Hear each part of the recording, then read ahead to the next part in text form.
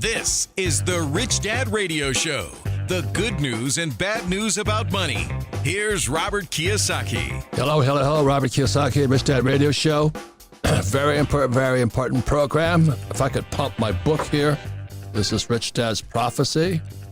It came out in 2013.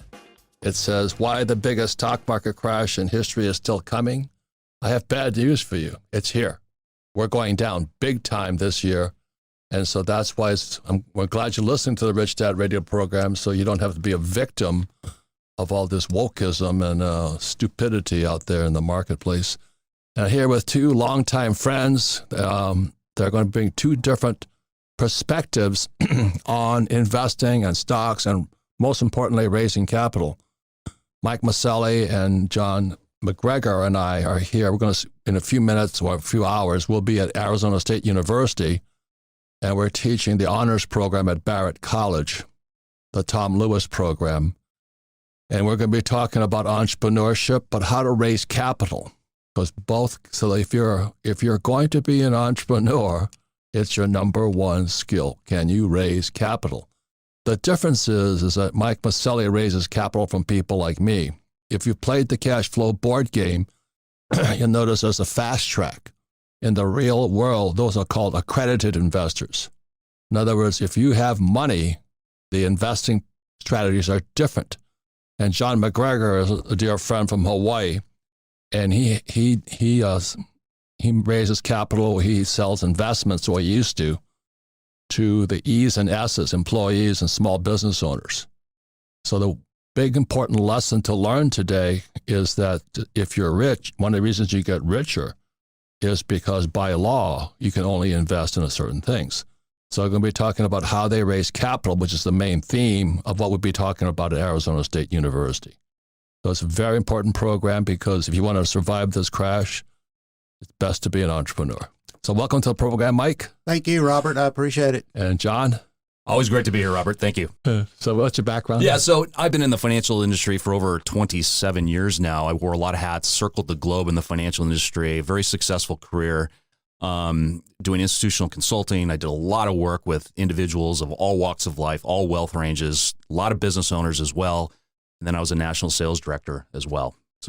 And what was a firm you worked with? I started with Merrill Lynch, and then I went to Nuveen, and then I ended up at a independent financial brokerage firm. We had over 16,000 advisors, the largest in the industry, and that was called LPL Financial. Yeah. What was it called? LPL Financial. LPL. Yeah. And this is John's book here. It's called The Top 10 Reasons the Rich Go Broke. Powerful stories that will transform your financial life forever. And this is a very important book because if you think you're rich today, this book's going to kick in right now because a lot of people who are feeling good today, tomorrow will be broke. Because as I said in Rich Dad Poor Dad, your house is not an asset. And for much of my generation, boomer generation, their house is their biggest asset and it's crashing right now. So the crash is here. So anyway, tell us about this book, John. Yeah, I mean, this was actually your idea, Robert. These are based on real life stories of people that I knew that had everything and then lost it all due to a common psychological issue that most people have. We call the bear trap. And these are people that, Robert, you and I know that, I mean, did extremely well and lost it all. And based on, today's conversation, one of the key stories that I talk about, one of the train wrecks. And by the way, the overarching mission, the overarching message of this book is learning from people's successes is smart, but learning from their mistakes is genius. And I think that's why this book has been so popular. But one of the main stories that pertains to today is someone saying, my company will take care of me. And that is a recipe for disaster. When you think your company or someone else is going to take care of you, that always leads in financial despair. Because you look at where the layoffs are starting, it's starting in the banking industry because they don't need no loan processors and stuff like this because the real estate market is crashing. And the trouble with the real estate market, the stock market, bond market, real estate market. Trouble with the real estate market, when it goes down, it's like a sinkhole. It takes businesses, neighborhoods, it takes everything with them because it affects so many more people. Whereas stock, you could lose Apple and you're not in Apple, it doesn't affect you. But when you lose a business or real estate and all this, it takes everything down with them. So that's why right now there's migrations out of certain states and into certain states. And one of the places they're migrating to is Texas. Yeah. And this is Mike Maselli, and he talks to investors like me, the accrediteds. And again, message here is this: there's one of the reasons the rich get richer is they invest in different investments. So Mike is my oil guy, and the reason I like oil is because you can't print oil. You can print stocks, you can print ETFs, you can print money, but you can't print oil, yet at least. So welcome to the program, Mike. Well, thank you, Robert. I'm glad to be here today. So give us a little bit of your background. Okay. I've been in the oil and gas business since 1980, so quite a while. And I started my own company in 1987.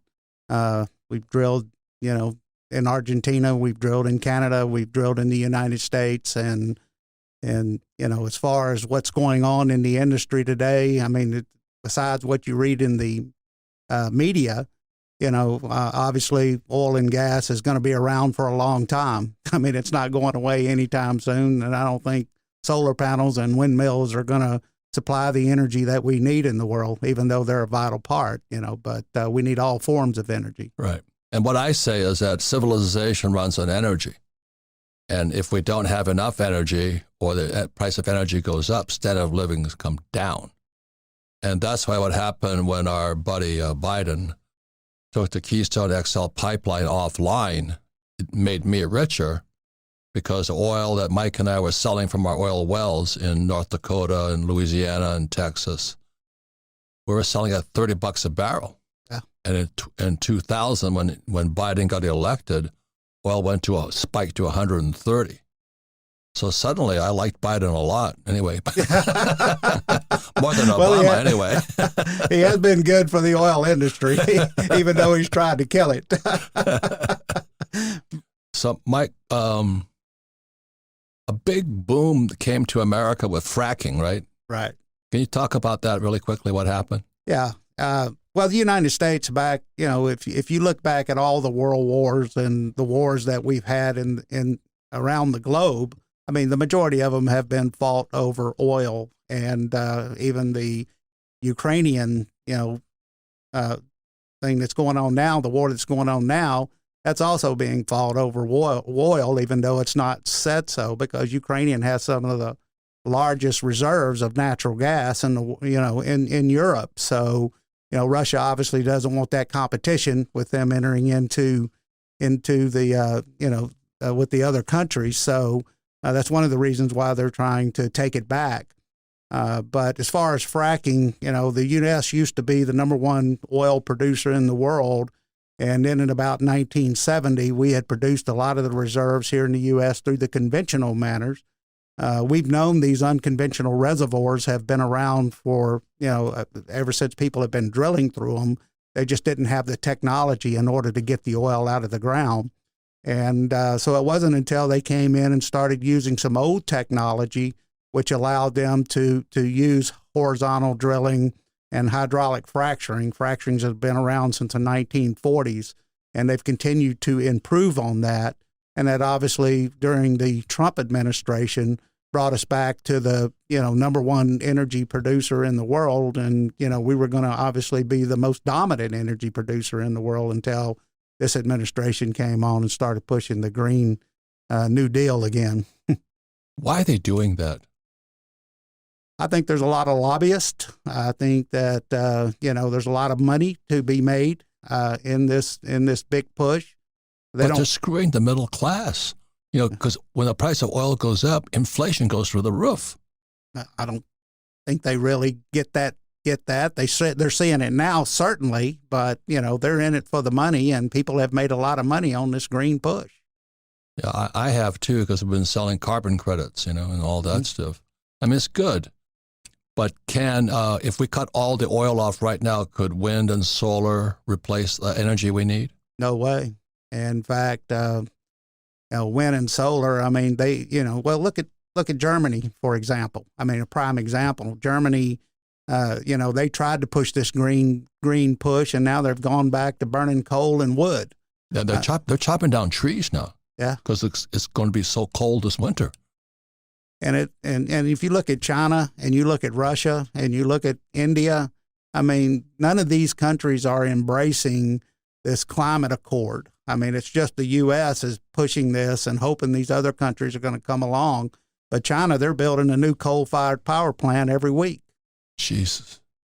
And coal's one of the biggest pollutants there is. Especially in China. And now Europe's gone back. They're starting to burn coal. And I think that I did hear that in Europe, I mean, in England, you know, they're going to go back to fracking wells now. So obviously they're seeing that this hasn't worked either. And it's just been a big boondoggle where, you know, these green, I mean, there's a small group of green activists that are trying to push and do away with hydrocarbons. And, you know, one of the things that you can look at, you know, and you don't hear a lot of talk about is that these windmills are actually killing fields. I mean, they kill birds, they kill eagles, they kill raptors. I mean, they kill all types of birds, and you know, and they want to continue to put these massive amount of windmills up. And if you look at one gas-powered power plant, if you were to take that power plant offline, it would take, if you use solar, you would have to have 40 square miles of solar to produce the same amount of energy as one gas-fired power plant. Right. So, you know, so that's our comments on the this Green New Deal stuff, and Trump actually made us back into a net exporter. That's correct. And naturally, the communists of America's left nail us. I can't believe it. Can you believe that, John? I can believe it. When you think about the motive, the left has an insatiable appetite for power and control. The end justifies the means. They don't care who they destroy. They hate the middle class because the middle class is fairly independent. They go to work, they get a job, they get their paycheck, they have their 401k or maybe a pension. They can't stand that. So when we say the left is stupid, they're not stupid. They're doing exactly what they plan on doing. This is not by accident. This is intentional. They want to squeeze the middle and the lower class as much as possible, put their boot on their neck as hard as possible, so they beg for normalcy. And when they beg for normalcy, that's when an authoritarian arises. That's when a dictator comes in. Every time there's hyperinflation, dictators arise, revolutions come up. That was Stalin, Mao, Lenin, and Hitler. And we're cruising for that right now. Hyperinflation pisses people off. Can't put food on the table. They can't afford to live. Lifestyle crashes, standard of living crashes. But the bad thing is because it's energy that's driving a lot of it, plus too much money, it makes everything expensive. And we're crushing us. So anyway, I'm going to tell a quick story before we go to break here. I was with Dinesh D'Souza. He wrote he did the documentary 2,000 Meals about the election that was stolen from Trump. Well, they said, no, it wasn't stolen. I mean, Dinesh proves it was. And he says, I was at a conference in Dallas with him with Prager University. And Dinesh gets up there and he says, the trouble with America is America was founded on the Revolutionary War. It wasn't a war. It was a street fight. And he says, it wasn't a big war. It was a street fight. I said, what's the difference? He says, back at the Revolutionary War, the British come walking in, they're wearing red coats, come shoot me, shoot me, shoot me. And they're marching around their red coats, and the Americans are saying, well, okay, we'll shoot you. So, so the Americans hide in the bushes and the trees, and they shoot them. The stupid British just walk around, and they stand up there and they load their muskets. Americans are lying down. The British are going, you can't do that. You're not supposed to lie down. You're not supposed to hide behind a tree, and the Americans are shooting from behind trees. So I said, where are you going with this, Dinesh? He says, today the conservatives are the redcoats. Yeah. And the left they'll throw anything. They'll fight dirty. Look, they raid Mar-a-Lago. They do all these things with drugs and all this. They rigged the FBI. They rigged the elections. And we're marching around, the conservatives, the capitalists, in red coats and saying, shoot me. And they're shooting us right now. So anyway, ladies and gentlemen, we're at war right now, but we're going to get back to how to raise capital. So we come back. We'll be right back. Thank you.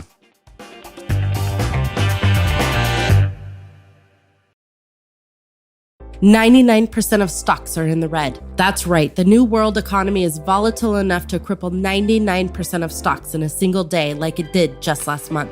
This disaster had many of you asking Robert, I'm diversified. Why is my portfolio still in the red? But he's been telling you for years, people aren't diversifying in the right way. And Goldman Sachs agrees. They just released a shocking report declaring the classic 60-40 stock bond strategy is doomed for the next decade, already down 20% this year. And for those who think they can day trade, value hunt, or outsmart the market, think again. Goldman is radically reallocating from stocks into real assets like fine art, which aligns with what Robert always preaches: invest in real assets. Real assets like art can not only protect your purchasing power, they can hedge against inflation. In fact, the last time inflation was this high, art appreciated more than real estate and even gold at an unheard of 33% per year on average. That's why Robert partnered with Masterworks. Their results have been exceptional, 6 exits for an average net return of 29% to investors. It's impossible to name a stock or firm name that's delivered 29% to investors, even during COVID and a bear market.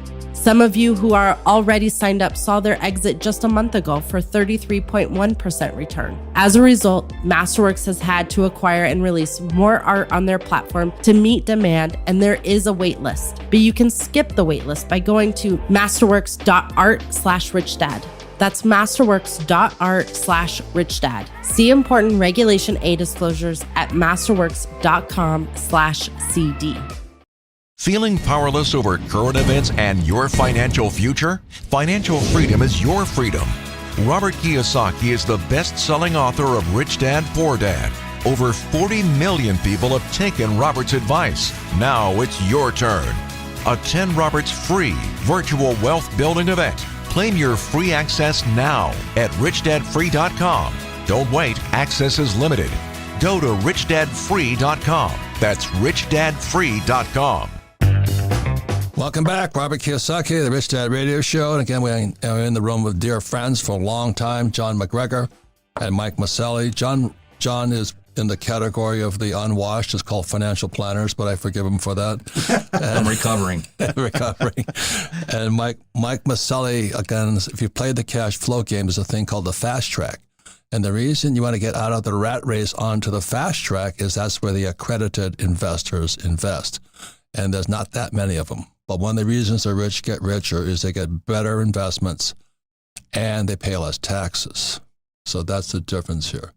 So John, when you're marketing to, employees and small business owners and all that, what are you telling them? I mean, in this market today, look at this thing. This is Rich Dad's Prophecy, 2013 is now 2022, September 2022. This market's going to come down big time.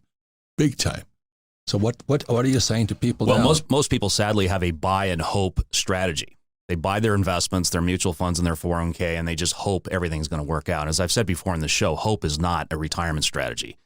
And that's what most people do. They have their head in the sand, and so far they've woken up today and they've seen their 401k down by 25-30%, wondering what happened. And this is not over. And if people think that that's going to get better, it's not. Things are going to get a lot worse, as Robert says. And the biggest bubble of all, most people don't know this, is corporate credit. And what was happening during the boom when they kept dropping interest rates, zero interest rates, many companies couldn't grow their companies. So they would borrow off the balance sheet of their company and they'd buy back their stock. And they would stock the company full of this debt to buy back their stock. Like Apple just uses their credit to buy more Apple stock. I mean, that's what it means. And now the stock markets are crashing. The same with bond markets. The reason London or England just went down is they couldn't make the pensions, the defined benefit pensions for the people. So what they did is they borrowed money at 0% to buy bonds at 3%, hoping that would pay for the retirees. And there's, like in America, 10,000 a day retiring today. And all of a sudden, when they did that thing where they reversed and the interest rates dropped, bond markets dropped. Bond market's been crushed. But most people don't realize, here's the thing. You can make money in up markets, of course, sideways markets, and you can definitely be making money in this downward market.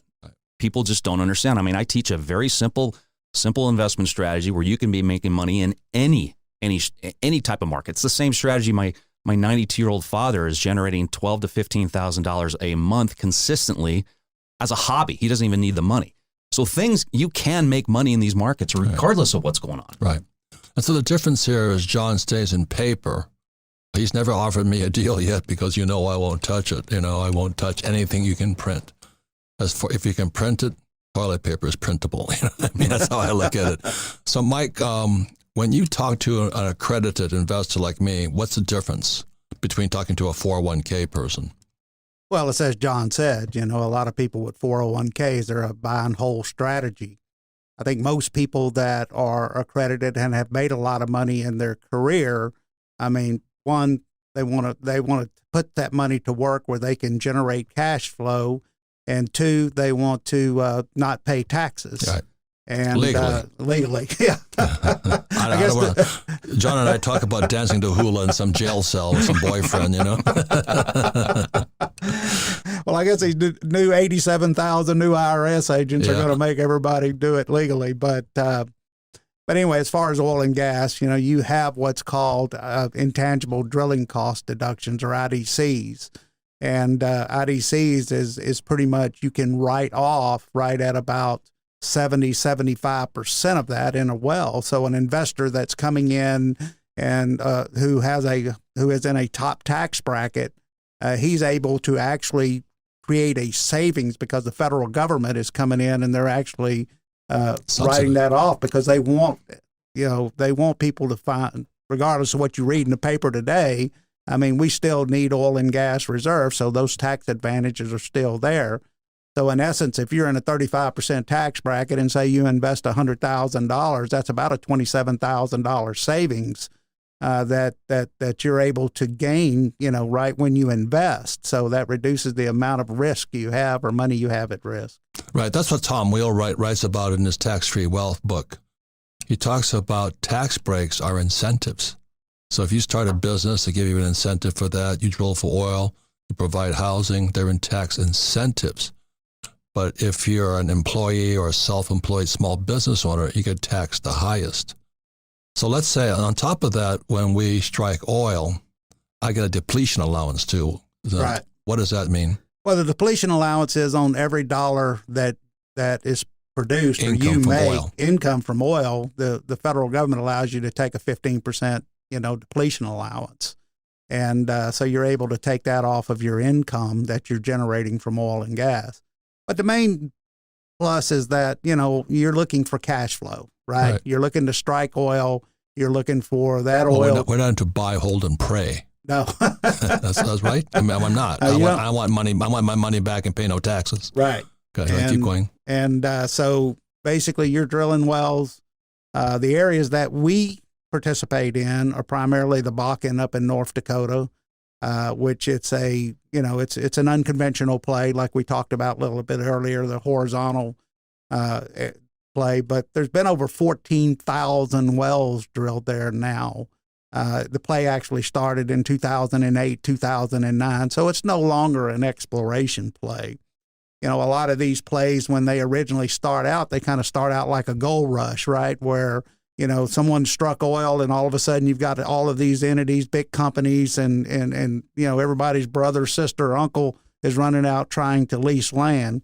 And so you end up with, a lot of different interest holders in this land. And then you start your drilling phase. And as I said, you're not going to drill an unsuccessful well. You may drill a well that doesn't pay out because it doesn't produce as much oil as you think it's going to produce. But as far as in these types of plays, they've been defined now where it's kind of like a bullseye, right? You know where the bullseye is, and that's where you want to drill at. And what's happened is some of the things I've invested in, they're still paying me, right? Right. You're getting a check every month. Yeah. And that's why, John, you don't find with a 401k, celebrating because the cash is flowing the other way. It's flowing to Wall Street. And when I invest with Mike Maselli, it's flowing towards me, and the government gives me tax breaks. Anything you want to say that in defense of the financial planner, communist pinkos? that's a steep curve. No, look, guys. The point here is this: the reason we have the cash flow board game is for you to get out of that rat race and qualify to invest as an accredited investor on the fast track. But of course, they'll say most people can't do that because they don't have any financial education. But they don't have enough money anyway. I mean, 100%. I mean, the average 401k is $70,000. I mean, and that's what people are expecting to retire on at age 65. I mean, it's absolutely scary. How long will $70,000 last in retirement? And so I'm a paper guy, but I firmly believe in oil and gas, other commodities like gold and silver. I think everyone should have a mixture of everything. I mean, you're even in Wagyu beef right now. I'm in beef because you can't print a cow yet. Wait till the left tries to take the cows out. But I'm a paper guy. That's what I like. That's what I've been involved in for many, many years, for 3 decades now. And I can generate capital gains using a very simple strategy and cash flow. I can turn a 401k into basically a pension for life. That's just the game I play. Right. And that's what I enjoy doing. So. So how can they find this formula from you? Oh, well, people can contact me and then we can arrange, if you want to take it further, contact me on my website at johnmcgregor.net, and then we can go from there. So would you tell the story of the time you went, because you always check out the other financial planners in the industry, right? And you went to that, what do you call it, rubber chicken dinner where they invite you in and all that. And the guy was up on stage. You're going, who is that? I've never seen him before. Yeah. I've got a lot of stories like this. I like to see what the competition's doing. And I shouldn't say competition. I just like to see what other advisors are doing. And so I was living in LA and I kept hearing about this lunch and learn kind of thing. This financial advisor out of Texas had multiple satellite offices all over the country, and they offer these luncheons. And the real enticing thing is he said he had the greatest chocolate chip cookie if you attend. And, if anyone knows me, that's my kryptonite. So I was sold on the chocolate chip cookie. And so I went, and I was the youngest by 20 years. Everyone was retiring or retired, and they couldn't wait to hand over their money to this guy before the presentation even began. He wrote a book, and he got everyone out of the market in 2008. He did well. It was a one-time kind of fluke, in my opinion. But everyone still believed that this guy was the Messiah. And so the presentation began, and the guy was, he was a character, but he gave your general financial planning presentation, how the markets work, how they manage money, et cetera. He gave some impressions and so forth of some characters. So everyone in the room signed up for the follow-up consultation, 100%. I mean, like I said, they were ready to write the check right then. So I scheduled my meeting, have the meeting with this young financial advisor who just failed from another financial advisor firm. They gave her a script. Was she good looking? Yes, she was attractive. And they gave her a script to read, and I started. That's when my questions started. And finally, she looked at me and she's like, "Wow, no one has ever asked me questions before. She's just, can we get going? Are you ready to set up the account?"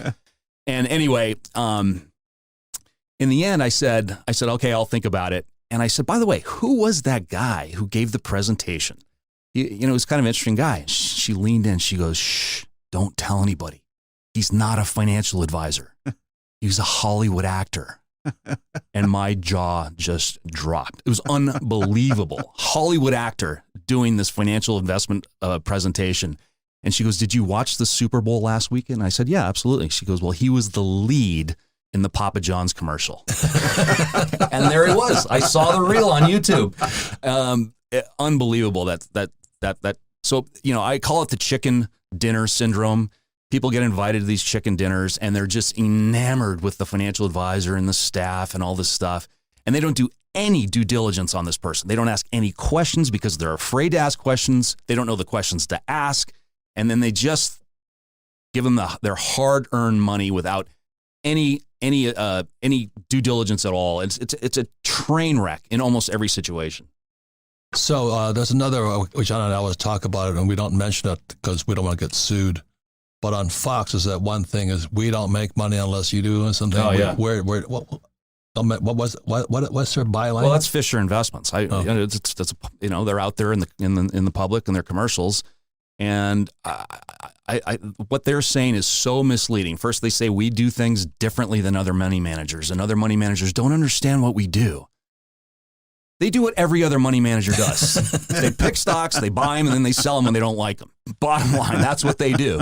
Then they say they're a fiduciary, which makes them holier than thou. If people are pushing fiduciary, run. That is the new F word in the financial industry, and it is so misleading. Because you're a fiduciary, you think you're protected. You are not. Remember Bernie Madoff? Yeah. He was a fiduciary, okay? And then in the end, they say, well, our clients, we do better when our clients do better. Well, yes, of course, that's how money managers work, but they're doing better when you're not doing better. So when the market's going down, they're still doing better.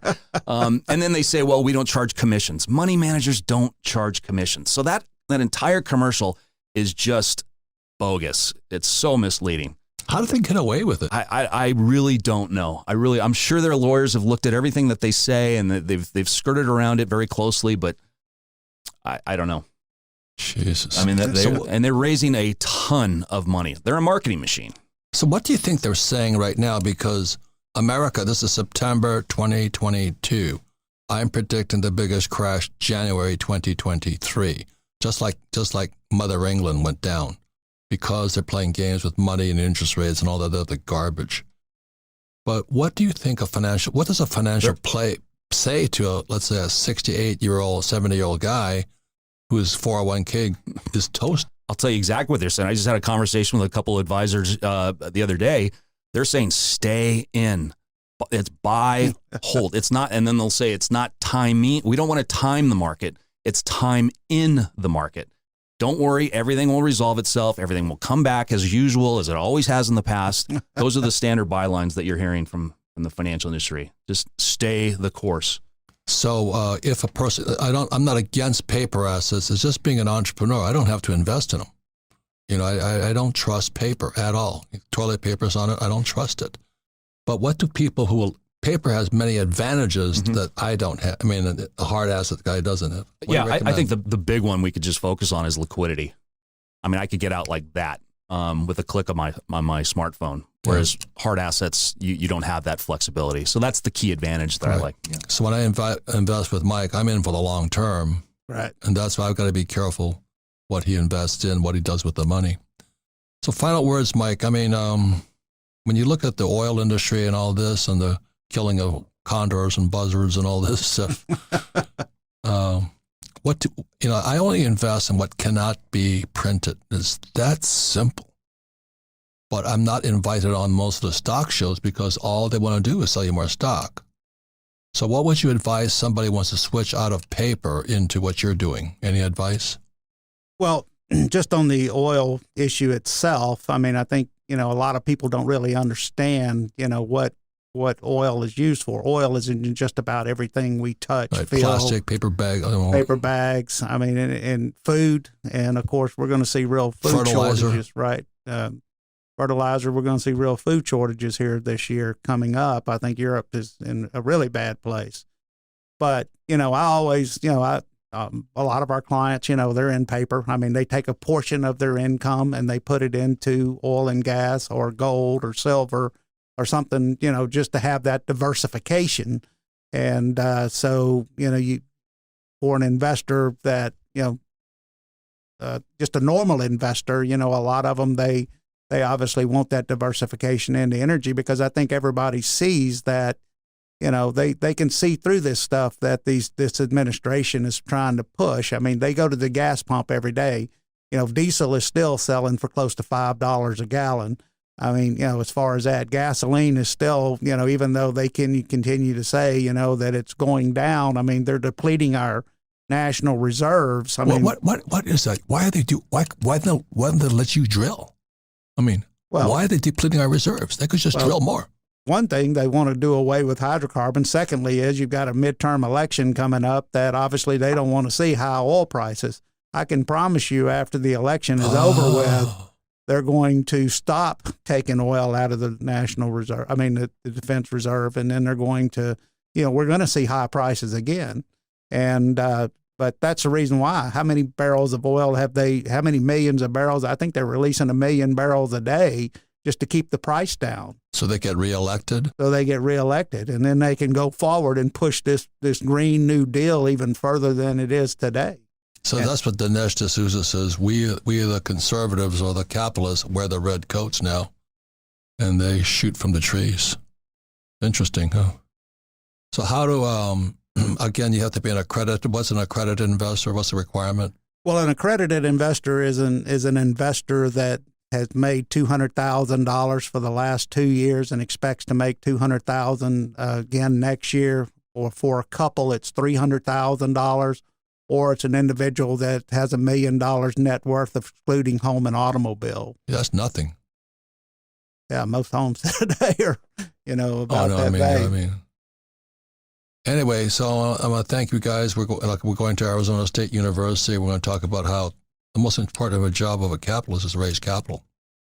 And you were telling me when you started raising capital, you enjoyed it so much, right? Yeah. No, I love raising capital. I mean, I've been doing it since 1980 and, obviously meeting people, talking people, trying to help people, and that's the main benefit I get out of it.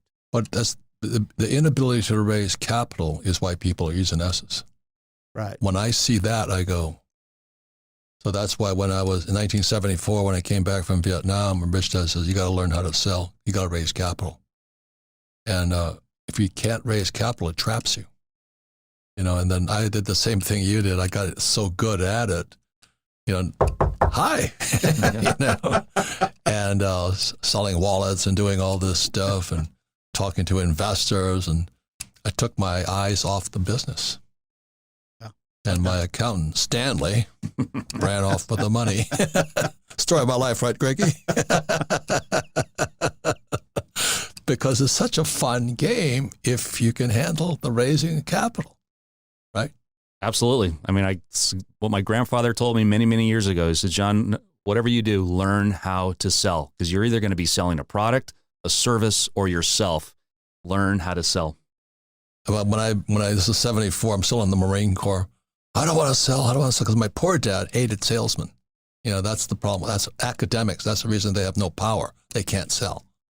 And so he's telling me, so I keep telling my rich dad, but I don't want to sell. He says, Robert, how's your sex life? I go, non-existent. He says, because you can't sell.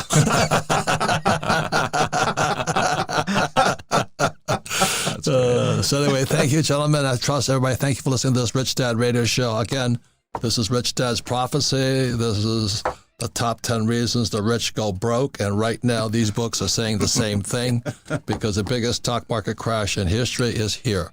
It's coming around January 2023. What happened in England, that's going to happen in Japan, already happened in Argentina, and we're toast. So, ladies and gentlemen, thanks for listening to the Rich Dad Radio Show, and take evasive action. Thanks very much. Thanks, you guys. Thank you. Thank you.